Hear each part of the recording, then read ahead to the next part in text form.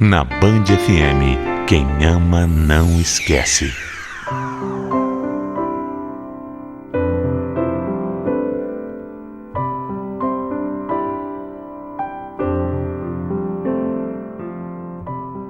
Não tem coisa mais difícil do que ter coragem para largar o amor da sua vida. Alguns podem até criticar, dizer que eu poderia ter ficado. Mas eu fiz o que era melhor. Eu fui embora. Mas eu nunca abandonei de verdade. Quando eu tinha só 13 anos, eu conheci o Daniel. Nós nunca imaginamos que poderíamos ter alguma coisa, mas no final foram 19 anos de casados e muitas coisas que tivemos de enfrentar.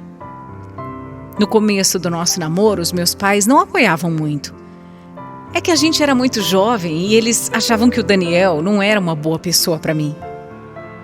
Mas passou 1 ano, depois 2, e aí de repente eu fiquei grávida da Mayara. Claro que nós não planejamos nada porque nós éramos muito novos mesmo. Mas nós fomos morar juntos e aí decidimos aceitar esse presente. O Daniel sempre foi muito trabalhador. Fazia de tudo para não deixar faltar nada em casa. Mas ele chegava bem tarde todos os dias e durante a minha gravidez toda eu me sentia muito sozinha. Eu acabava a minha rotina com as coisas da casa e ele chegava.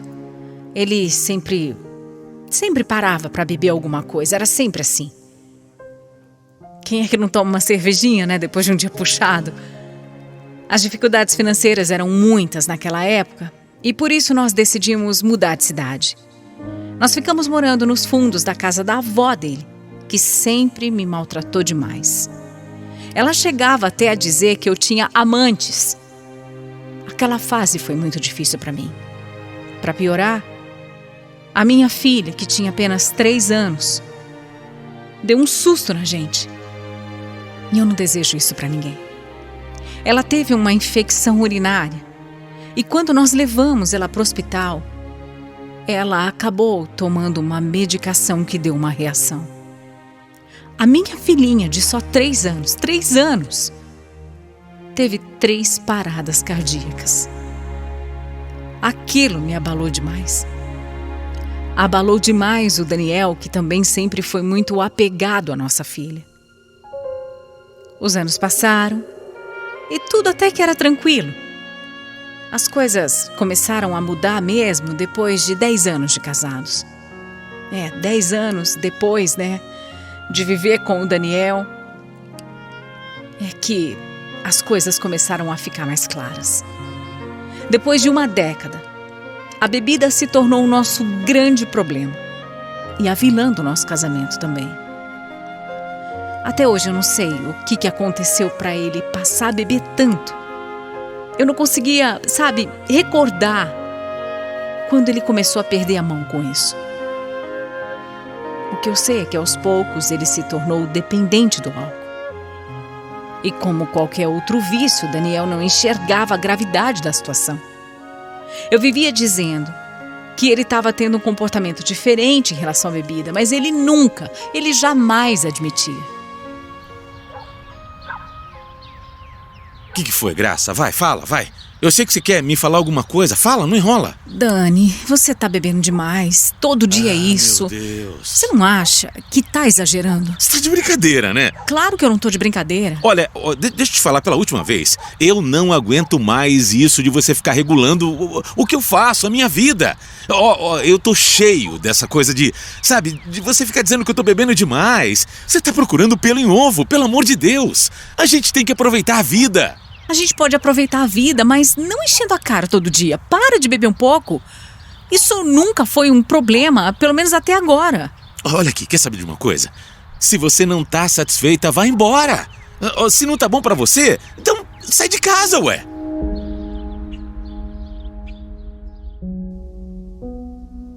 Eu lembro bem dessas palavras. Lembro porque essa foi a primeira vez que ele me xingou e se alterou comigo. Eu já tinha falado algumas vezes para ele parar de beber, mas naquele dia foi uma briga tão grande que eu não reconhecia aquele Daniel. Eu vi que a situação era ainda mais grave do que eu imaginava.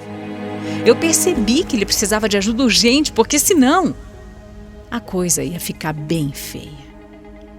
O problema? O problema é que ele não queria essa ajuda de jeito nenhum. Eu não aguentei.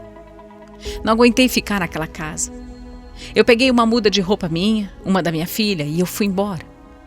Aquela não poderia ser a nossa vida. Minha mãe acolheu a gente. Mas não demorou nenhum dia para o Daniel vir correndo, implorando para a gente voltar para nossa casa. Ele chegou a ajoelhar pedindo desculpa, prometendo que ia parar com a bebida. Eu sabia que aquilo poderia ser só da boca para fora, mas mesmo assim eu dei uma chance. Eu dei uma chance para nós, sabe? Para o nosso amor, para nossa família. Até porque eram 10 anos. 10 anos juntos. Eu e a Mayara voltamos para nossa casa e o Daniel cumpriu a promessa que tinha feito. Ele realmente parou de beber. Mas alguma coisa não estava certa. Meu marido entrou num estado totalmente depressivo. Ele chegava em casa, não conversava comigo, ficava só quieto no canto dele, sem vida, sabe? Não tinha brilho. Era isso. Parecia que a bebida dava toda a vida que o Daniel queria, e sem ela, ele estava morrendo aos poucos. Era triste demais ver ele daquele jeito. Mas por mais complicado que fosse, ele tinha que entender que ele realmente tinha que ficar longe do álcool. Mas ele não entendeu nada disso. A promessa só durou 2 meses e aí ele voltou a beber e nunca mais ele parou. Nunca mais. Uma nova rotina começou em casa. E ele bebia ainda mais do que antes. O vício estava muito pior, a dependência estava muito maior. Eu só sabia chorar. Eu chorava de vergonha, eu chorava de desgosto, de tristeza, eu chorava de dor. Era uma tortura ver o meu marido se acabando daquele jeito. Eu não gostava mais nem de sair de casa, não gostava mais de ir para a rua com ele. Eu não gostava de ir para lugar nenhum porque eu só passava vergonha. Com a bebida, o Daniel não tinha limite nenhum. Ele se alterava, ele falava bobagem para qualquer um que fosse, fazia brincadeira sem graça. Era inconveniente, sabe? Ele incomodava as pessoas. Era tão constrangedor. Eu não sabia mais o que fazer. Ele se tornava uma outra pessoa. Até a voz dele mudava. O Daniel era um outro homem quando bebia. No comportamento, na fala, nos pensamentos. Ele começava a colocar ideias na cabeça, criar fantasias. Teimava com os assuntos que não tinha sentido nenhum. Muitas vezes ele brigava comigo por motivos absurdos. Eu sei que você tá me escondendo, Graça. O que você tá Eu falando, sei. Daniel? Olha aqui, você tem outro homem, você tem outra pessoa. Você não precisa mentir pra mim. Como assim? Você tá maluco? Eu sei. Tá bêbado, né? Eu nem saio de casa, homem. Como é que eu vou ter uma outra pessoa? Pelo amor de Deus. Você quer realmente que eu acredite que você fica em casa o dia inteiro? Pelo amor de Deus, você fica aí sem fazer nada, é isso? Olha aqui, ó, não mente pra mim, não. Eu sei da verdade. Eu sei.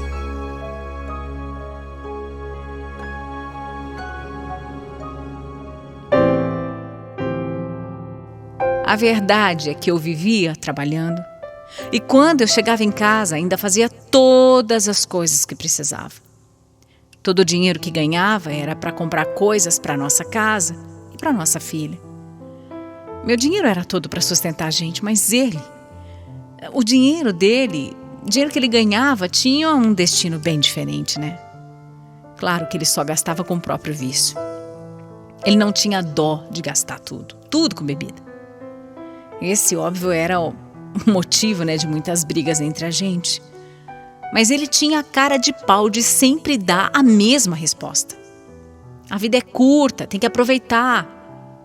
E aí, no final, era sempre igual. Ele acabava dizendo que se eu não estava feliz, então eu que saísse de casa. Ele falava, mas nunca colocava fé que um dia eu realmente ia embora. E aconteceu. No aniversário de 17 anos da minha filha, Nós fomos comemorar num pesqueiro e ele, como sempre, bebeu demais. Ele ficou tão ruim que na volta quase capotou o carro com a gente dentro. Olha, foi por Deus, foi só por Deus que a gente não se machucou esse dia. Eu nem gosto de lembrar desse momento. O Daniel não colocou só a vida dele em risco, não. Ele colocou a minha vida, a vida da filha dele. Eu sei que não era certo ele pegar o carro naquele estado. Mas foi isso que aconteceu. Nós tivemos que quase sofrer um acidente para poder entender que aquela situação já tinha ultrapassado todos os limites. E você pensa que ele se doeu pelo que aconteceu? Nada. Ele ria da situação. Ali foi um momento que eu dei um basta. Eu tive que ouvir da minha filha que quando ela fizesse 18 anos ela ia sair de casa porque ela não aguentava mais. Ela não aguentava mais viver daquele jeito. Mas aí eu decidi juntar todas as minhas forças e falei que nós iríamos juntas. Juntas. Eu logo fui atrás de uma casa pra gente e aí eu avisei o Daniel. Ele continuava não acreditando que eu realmente seria capaz.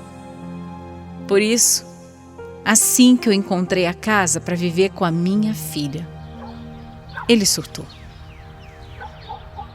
Eu não tô acreditando. Como é que você pode fazer uma coisa dessa comigo? Como assim? Cansei, Daniel. Pra mim basta, eu sei. Sei que eu já falei essas coisas antes, mas agora é sério. Não é da boca pra fora, a gente tá indo embora mesmo, a gente cansou. Eu não tô acreditando no que você tá falando. Não é possível, você só pode estar de brincadeira. Não tô Como é que você vai brincando. se sustentar? Como é que você vai cuidar da casa? Eu vou dar um Você jeito. não pode fazer isso comigo. Você não pode agir dessa maneira.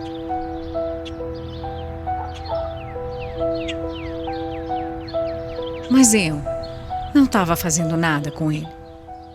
Eu estava, na verdade, indo atrás de uma vida melhor para mim e para Mayara.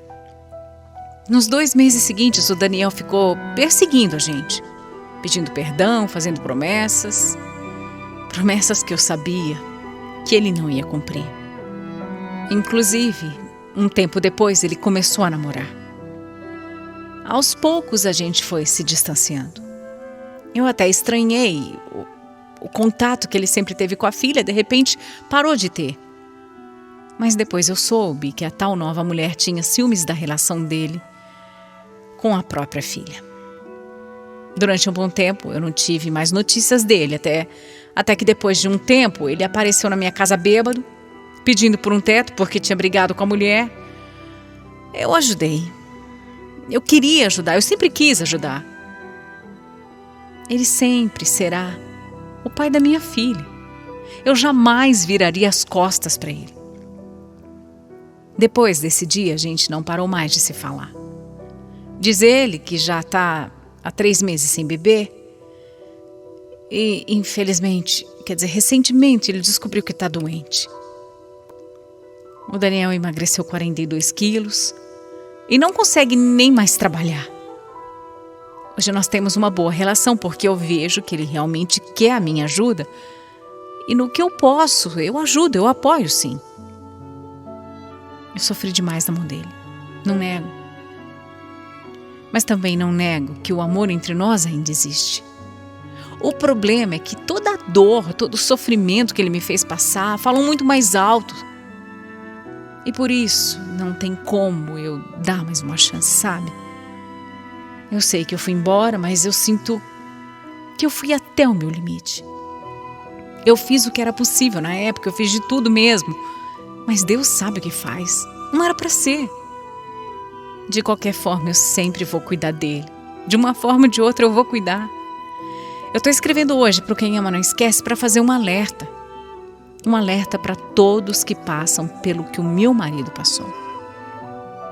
Não deixa chegar nesse ponto. Não perca a família que você tem por um vício. Peça ajuda. Aceite ajuda.